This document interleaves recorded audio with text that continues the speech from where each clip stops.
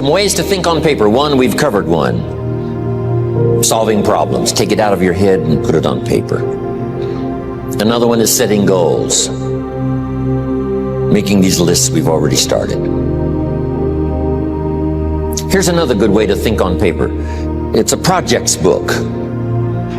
Each person you're working with and each project you're working on, get a loose leaf binder and a tab and some pieces of paper behind the tab, and do a little continual summary of how it's going between you and that person and between you and that project.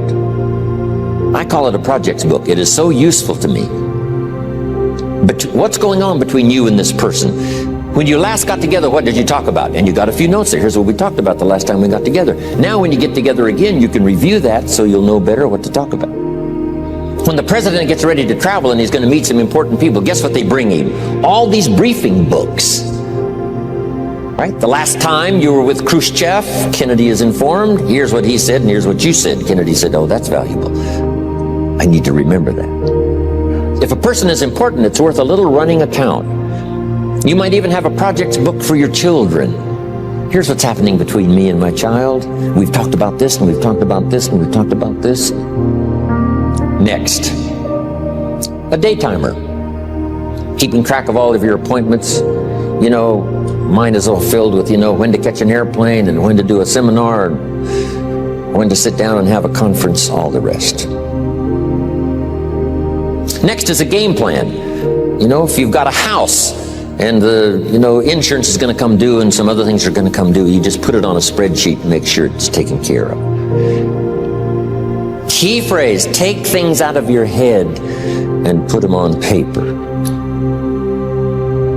And the key is to just experiment with different ways that helps you to do that. Here's the last one, thinking on paper, and that's to keep a journal. One of the things I'm known for around the world, have been now for 40 years, is keeping a journal.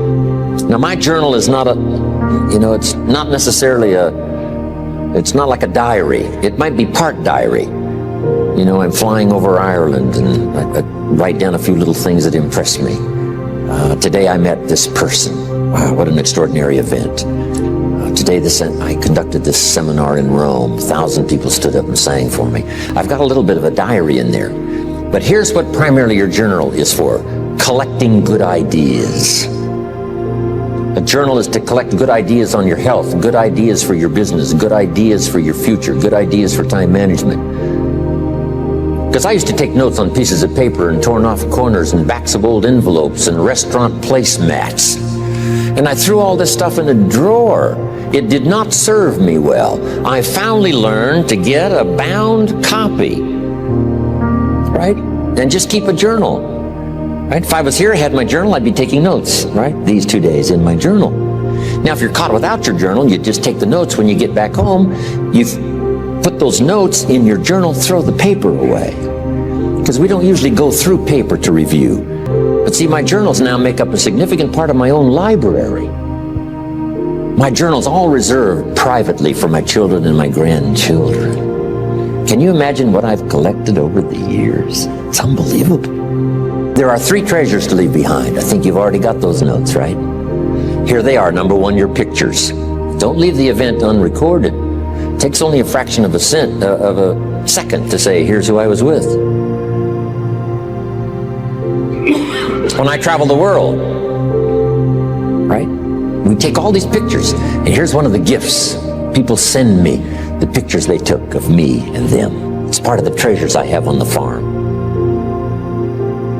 Incredible. A picture's worth 1,000 words to describe the scene, the emotion, what happened. Say, wow, this was an extraordinary day for me when I met these people. Here's what they told me happened to them when they went to my seminar 10 years ago. Wow, the drama comes back if you've taken the pictures. It's one of the treasures to leave behind when you go. Remember the old photographs that we have now of, 100 years ago, 70, 80 years ago, just a few photographs?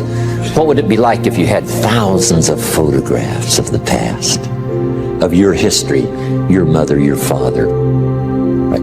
Grandparents? So change all of that now for your children. Leave all your photographs as a record. Here's what's next. to leave behind, and that's your library.